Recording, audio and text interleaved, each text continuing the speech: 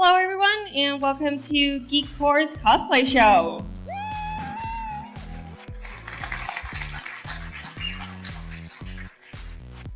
We have a total of, 16 people? I think. 16 people, yeah. A lot of people with big pointy things, which I like. They're gorgeous. And they will be doing a lovely catwalk for us up here on stage. But first, and foremost, we have some judges. And the first judge is Tina Marie Ries from Norway. She started in 2009. And she's a representative of esports in Norway. She's gorgeous. Our second judge is Sophie Karine Ries, also from Norway. She's Tina's little sister.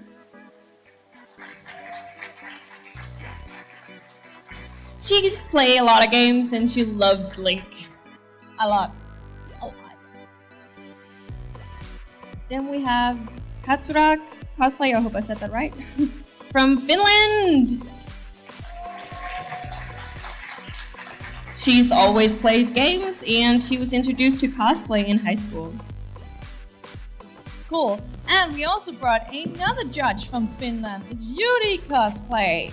And she is Katsurak's great friend, and they do a lot of cosplays together, as we can see here. They're both lovely. And she also plays a lot of games. And then closing off our ball of judges, we have Super Cosplay from the United Kingdom.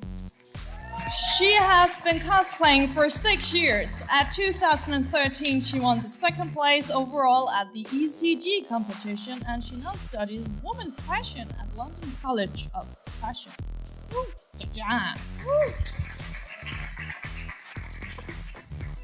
Thank you to our judges. Please take a seat so you can see the show. Ja.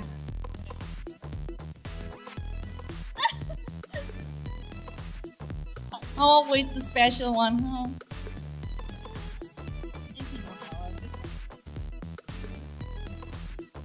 We also have prizes because we have judges. Prizes. Yeah. We have the best craft prize, which is given to the one cosplayer with the overall best craft. Funny. This means everything that is not sewn. Then we have the best prop, which is everything that's not on your body. That can be whatever is not on your body. Your bag. Or your pointy things. Or your pointy things. We also have a prize for best tailoring. It is the one contestant in our gorgeous lineup who just did a bang-out job with their sewing skills. And then we also have a prize for the best look-alike. Which one of our contestants actually managed to bring out the true character? Fresh. Then we have a bit of a new prize in the Danish scene. We made it, we called it the Showstopper. It is given to the one cosplayer that sort of steals the show, sort of stops everybody, makes you hold your breath, and you're like, wow. That's the one. And then the judges also had the chance to give out a favorite prize if they found somebody along all of our contestants that they really thought just needed a special extra high five, but as a prize. So that's a personal prize. Personal prize that the judges picked out specially. Yeah. And that was that for the introduction, so we will start.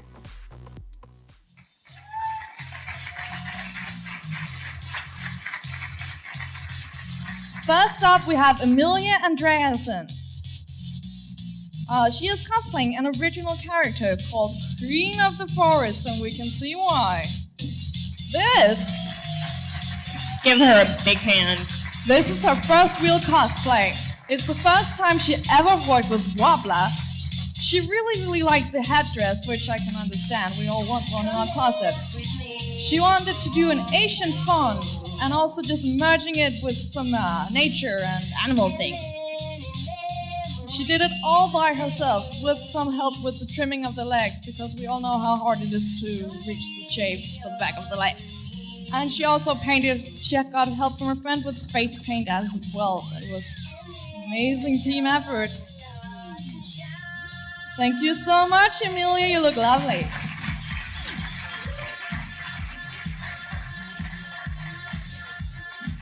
Next one up is Christine Mirval. She's cosplaying from Cats, the musical, and her character is called Elektra.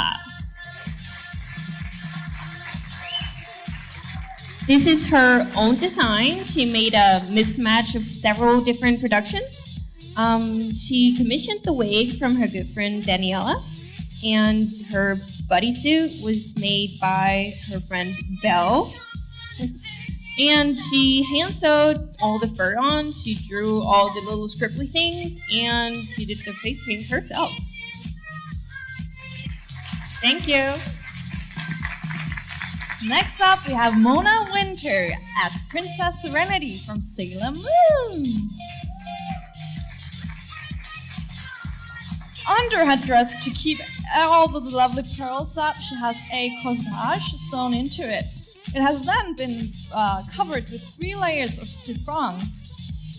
All the beading you see is hand embroidered on it, and every single bead has been picked out especially for this design. And she also used mountain crystals in order to capture a very moony look.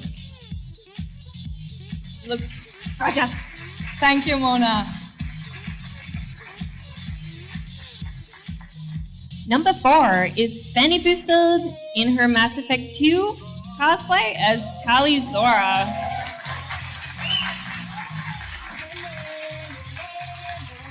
She thinks it's her most intricate costume today. All the swirls and all the diamond shapes are hand-painted with a little help from friends. And she made the extra toe in the shoes. Everything you see here is by her. She made the mask, which is her first time actually working with Warbler. And she actually shaped the visor out of plastic herself as well. Thank you. Next up, we have Daniela Dreyer. She cosplays Cho Bad Gore from Tagdu Q, a Chinese fairy tale series.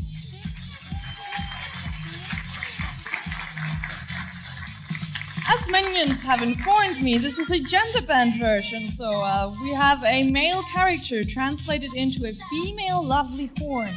She's mostly proud, well, most proud of it all, of course, but she really loves the armor and the helmet, which has all been made out of foam. She had a little help with the foam process from Fabian K. Thompson, who made a little nifty device that cuts things. And Sophie Gwendolyn Middleburg helped cut the fur for the helmet. And she looks amazing as well. Thank you. The next contestant is Cecilia Klaskow in her Yu-Gi-Oh! Cosplay. Cecilia loves the hat, the bright colors, and she had a lot of fun making it. Again, Fabian helped her smooth out the edges on her hat and draw the front part of it. Sophia Middlebrook actually helped her draw the pattern for the fabric as well. Next up, we have Vanessa Levinson. She is from Batman, Poison Ivy in a personalized design. She's very proud of the Wobbler leaves that you can see adorning her corset. You can also, if you want to see more of this costume, in Decos Volume 10, she was featured in a photo shoot. She came up with the costume just piecing together different designs of Poison Ivy, which we know are a lot, just to flatter her own body and just make everything look super sexual. She made everything herself, the painting, the leaves, the very itchy looking underpants, everything made by herself. Oh, but you look gorgeous though. Thank you so much, Vanessa.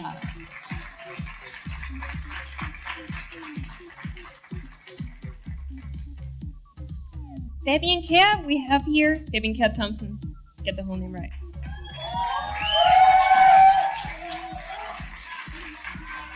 You all know he's the Shredder from Teenage Mutant Ninja Turtles.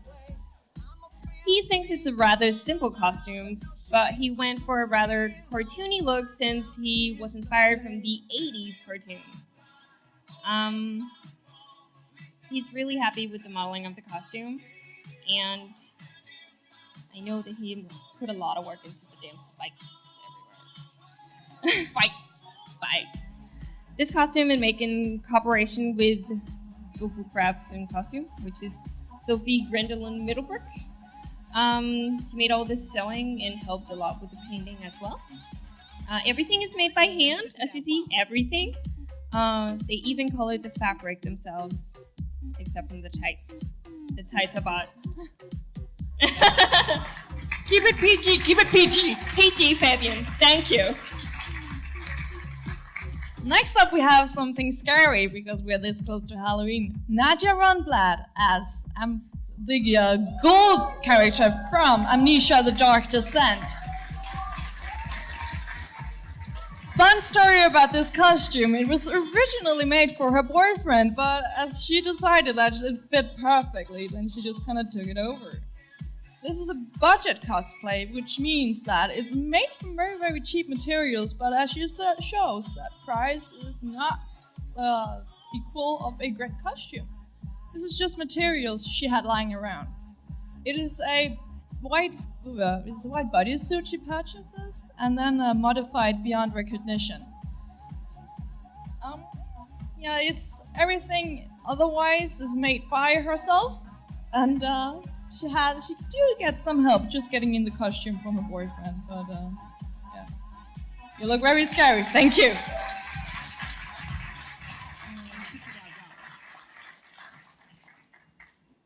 Next up, we have Maya Schneel Quintz. Did I say that right? Probably not. Somewhat. She cosplays as Asher from League of Legends.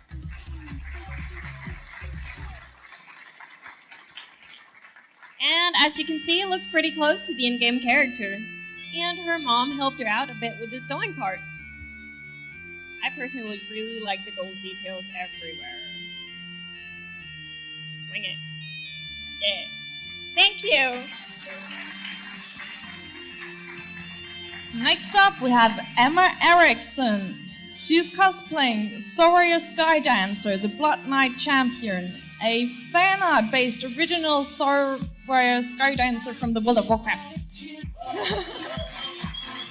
This costume is all made by her for a project in school. She's really proud of the Silver Moon bird icons that she made, sewed and painted, and you can find these on her shoulders, chest, boots, and braces. The belt skirt thing took a very long time as everything has been lined and it's pretty on both sides. She spent about 6 months creating this piece in between starting full time. And yeah, everything is made by herself based on some fan art on DeviantArt. Thank you so much, Emma.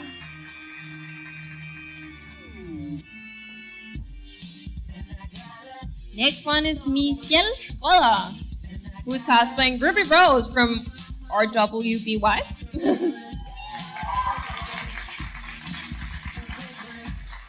Michelle put a lot of love into this cosplay. She really likes the accessories and the cape and the belt with the emblem and the bag.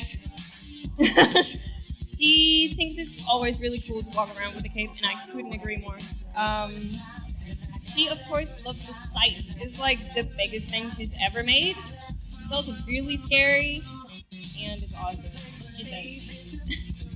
This site is made of wood and foam and took 3 full days to make. She bought the stocking and the petticoat and the wig, which was cut and styled slightly. She bought the boots and the belt as well, which were both modified, as you can see, very nicely. The bullets for the belts are bought as well and modified as well. So everything you see is made by her. Thank you.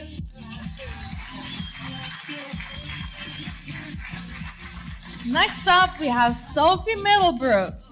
She is cosplaying from the Hobbit movie as King Thranduil. Sandriel is, as we all know, the king of Mirkwood. She tried to reflect this royalty with choosing fabrics that looked expensive but still were true to the movie. The crown is one of her favorite pieces about this whole costume. It is made of flower wire, old paint, and a little paper mache and nail polish. Very, very crafty. And of course, this lovely lady did everything by herself. Thank you, Sophie. Next up, we have Leah Olsen with her Diablo 3 cosplay.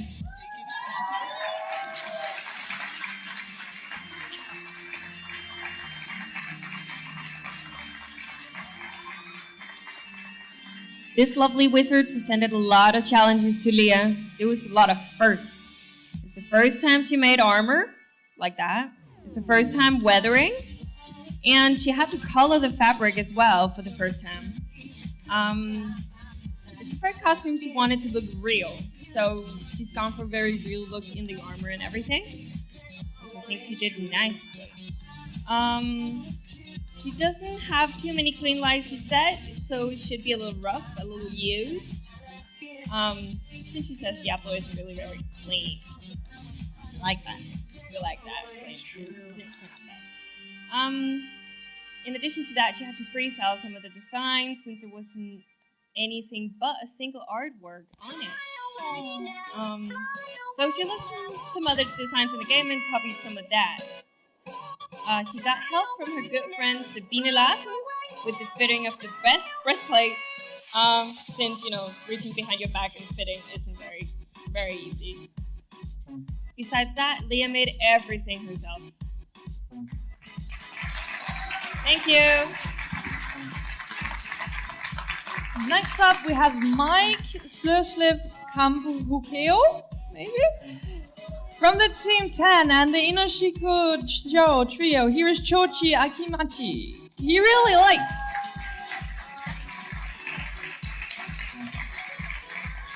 Chochi really likes Korean barbecue, and who can blame him? That's delicious. He likes the costume a lot, and he also thinks he looks a lot like the character, which I will agree with him on that point. And he also really liked Choji's personality. Again, another lovely treat about this dude. The costume was brought, but Mike wears it as if he sewn it himself. Very impressive. Thank you, Mike.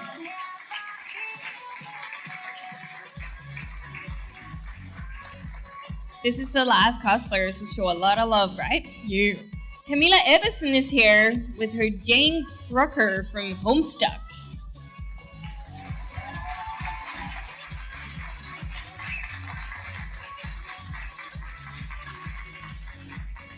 She chose this character because it's one of her favorite characters in Homestuck, and she chose to cosplay her in the Crocker tier outfit because she's badass, even though she's evil when she's in this outfit.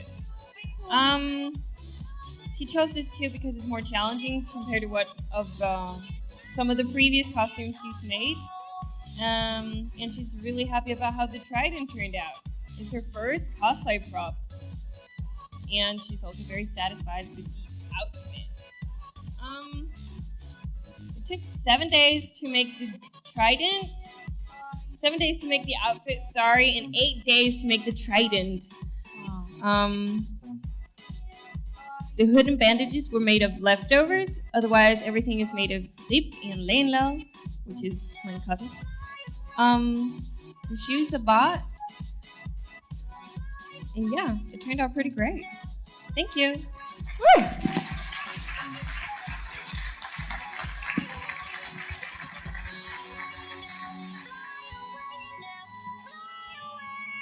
Actually, our judges already decided who should win something. So, if we can get the judges on stage again. Sorry, Tina, you have to get up from the floor. Do you need any help? Nope. Remember your guns. You like guns. Like guns. Guns. Guns and pointy things. Except when in the US, because And they don't know things how that to go handle them. Huh? I also like things that go.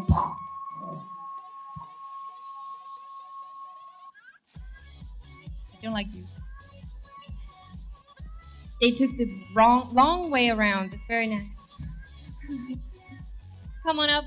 Here we have Tina Marie Ries, Sophie Karine Ries, Katsurag, Supo, and lastly but not least, Yuri. I can't say things. I can't say things either. Things and stuff. I can't say things either, so I don't. The judges are going to announce the winners since they decided, so I figured that fit very well. All right. So, of course, this was really, really hard because all of the contestants did a wonderful job. So we were sitting up there discussing, and it took actually quite a while. But we decided that the best craft should go to the Diablo Wizard. Please come on stage.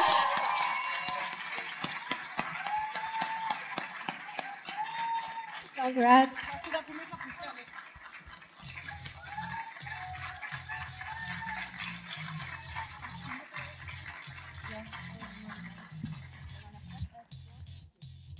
Thank you. Next prize is? And the best prop goes to Ruby, because she can take the parts to small dot part, as you can see that it looks smaller now because she has filled it in a really good way.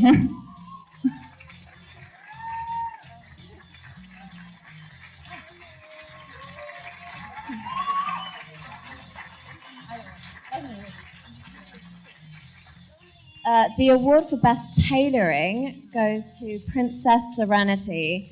Woo! Not only was the beadwork amazing, but she'd also made the corset herself underneath, so it's really impressive. So well done to Princess Serenity.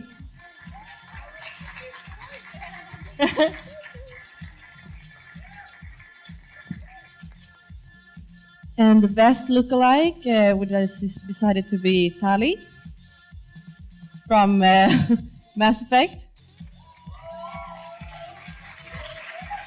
We thought that her figure was the perfect combination with the character, and she did also a very good job with the costume, so here you have her.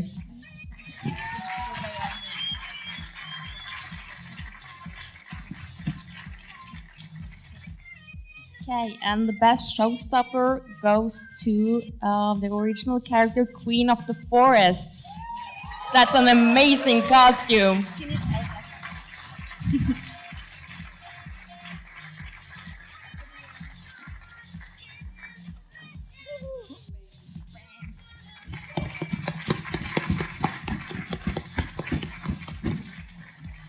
And as we said earlier, the judges also had a favorite award that they could give out if they wish for it. And I think they actually kind of did. So I want all the judges in unison to announce who won judges' favorite.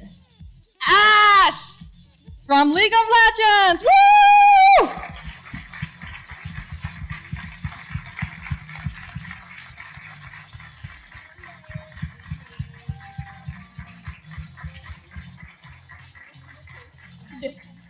Yeah, like if all the winners will come and just post along this lovely silver line so you can all get lovely pictures. And also just extra info for the winners, you will get your prizes later. We are working on it.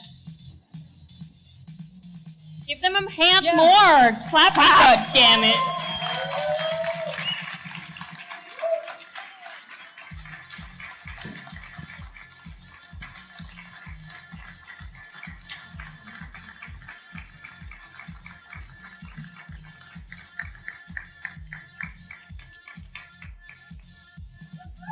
But yeah, I think that's it for the Cosplay Show. Thank you so much for entering the competition and being this gorgeous and amazing. And you also like to remind you guys that there is Meet the Judges at 6. Location still pending because we sort of forgotten all the cosplay stress, but it's over in the main building there. And you can come and learn just a little bit about the judges and Talk a little, ask a couple of questions, and get to know these pretty ladies. And I'll also recommend you just coming up and talking to all these cosplayers who are gently leaving the scene because they're just gorgeous. Clap them out. Clap them out! Thank you for being a wonderful audience, and thank you for coming to Geek Core's Cosplay Show. Yeah.